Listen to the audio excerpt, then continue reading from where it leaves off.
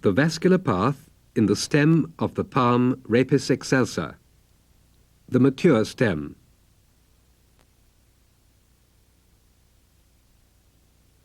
Rhapis excelsa, a small palm native to China, is ideal for studying the vascular system because its construction is relatively simple.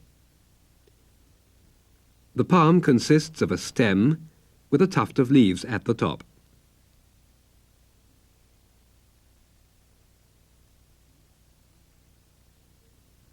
The leaf bases are attached all around the rooted stem. This can be seen particularly well in the lower part, where only leaf scars remain. Rhizomes are produced from the base of the stem. A rhizome grows normally underground. Its tip turns up, and then it produces a new aerial stem.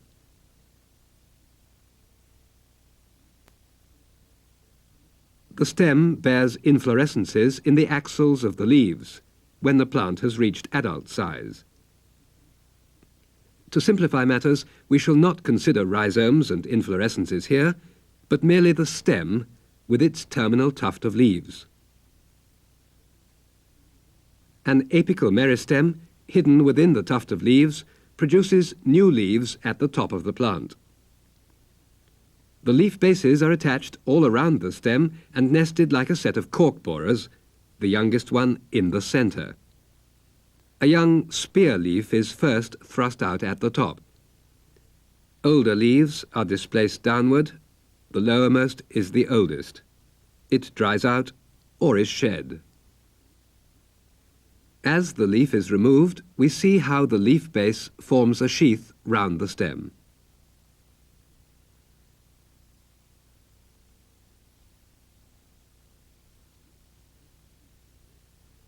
The leaf bases are connected with the stem via vascular bundles, the leaf traces.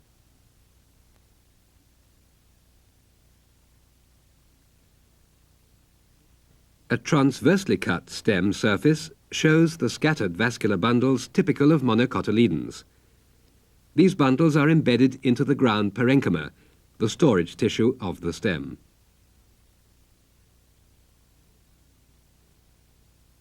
They're not crowded in the centre of the stem, but very numerous near the stem periphery.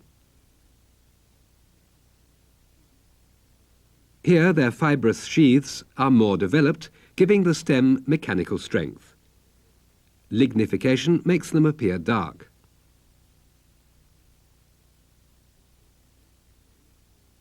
A central bundle shows the closed collateral construction. Xylem and phloem are not separated by a cambium. The fibrous cap surrounds the phloem, always on the side of the bundle facing the stem periphery.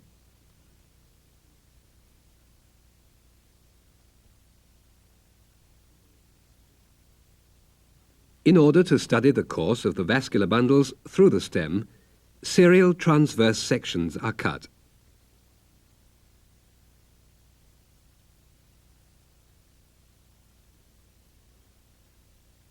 These are then photographed, one by one, on film. The film therefore shows, in temporal sequence, what happens inside the stem in linear spatial sequence.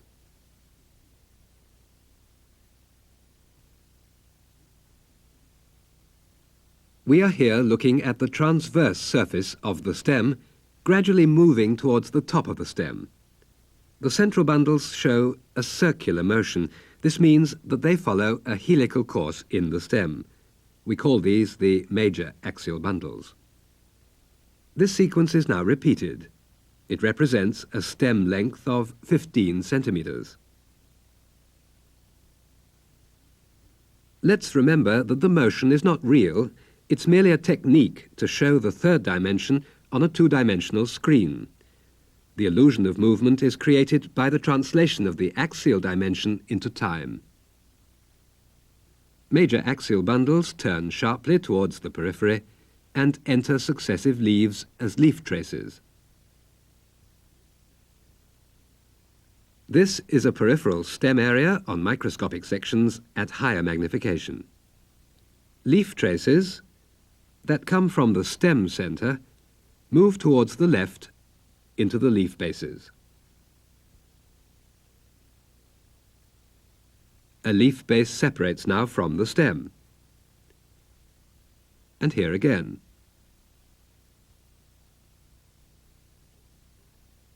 Fibrous bundles can be recognized as dark spots in the cortical area on the left. They serve only a mechanical function. This leaf trace is about to leave the stem. It enters the leaf base, which separates from the stem.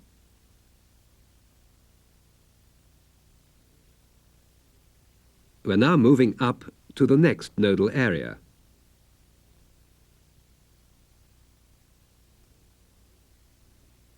Here's a major bundle in the center of the screen.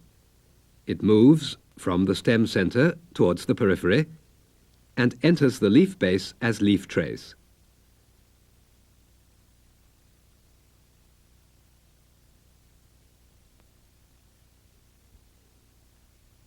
Let's have a closer look at the same bundle. It's going to branch into an axial bundle and the leaf trace. The axial bundle remains in the stem and continues its upward path.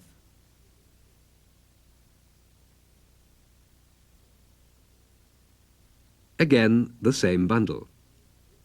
We shall now observe how bridges branch off and fuse with neighbouring axial bundles. The bridge will shortly branch off. And here's the axial bundle with which it will fuse.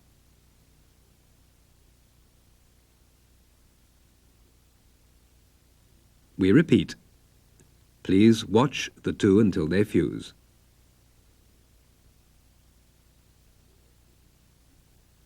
Numerous bridges from each departing leaf trace result in an intricate network of the vascular system.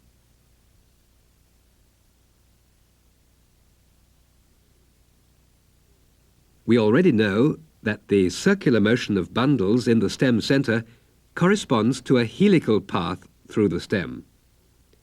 In order to illustrate the course of bundles in a two-dimensional diagram, we project all bundle positions into a single radial plane as follows. This cylinder represents a section of stem. The helix represents a vascular bundle. We can now show its path on this radial plane. To do this, we plot the radius r and the height h. The third dimension, the radial angle, is eliminated by rotation. The helix is now represented by a straight line.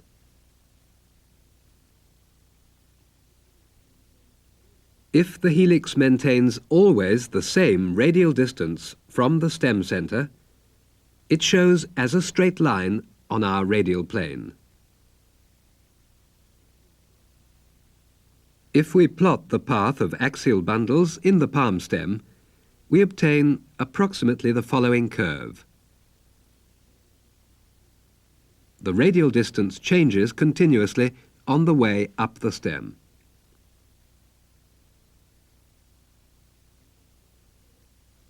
We can plot the course of a vascular bundle through the stem precisely by measuring its radial distance from the center at each height. This curve represents a major axial bundle in the stem of Rhapis. It is connected periodically via leaf traces with leaves. Every leaf is supplied with a leaf trace from a major bundle in this diagram. On its way from the stem centre towards the periphery, the leaf trace branches off bridges which connect to neighbouring axial bundles. This happens at each leaf trace departure. These cross connections assure sufficient transport to and from leaves, even if the stem suffers injuries.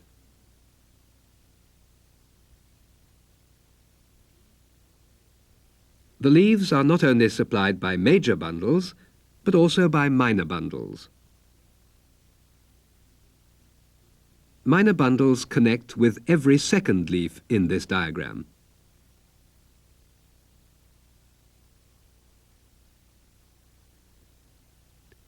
They are shorter, and nor do they reach the stem centre. Major and minor bundles are connected by bridges. So much for the vascular system of the central cylinder. The cortex contains a system of fibrous bundles. They often end blindly in the stem and have, in the mature stem, only a mechanical function. In the real stem, there is a continuity of types from major to minor bundles, and the leaf contact distance varies from very few to 20 or 30 internodes. The following sequence shows a single major bundle over one entire leaf contact distance. It moves toward the stem periphery. It branches into a leaf trace and a small axial bundle. The fibrous cap increases in size.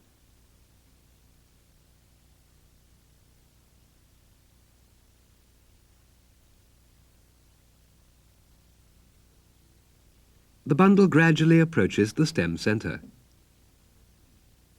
It now receives a bridge from a departing leaf trace. Another bridge is received. In the stem centre, we can recognize the helical bundle path as the bundle appears to turn around.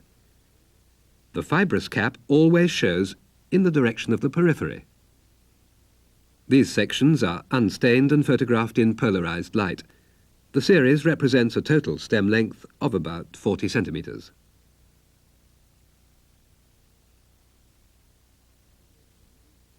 The bundle now moves toward the stem periphery on the opposite stem side.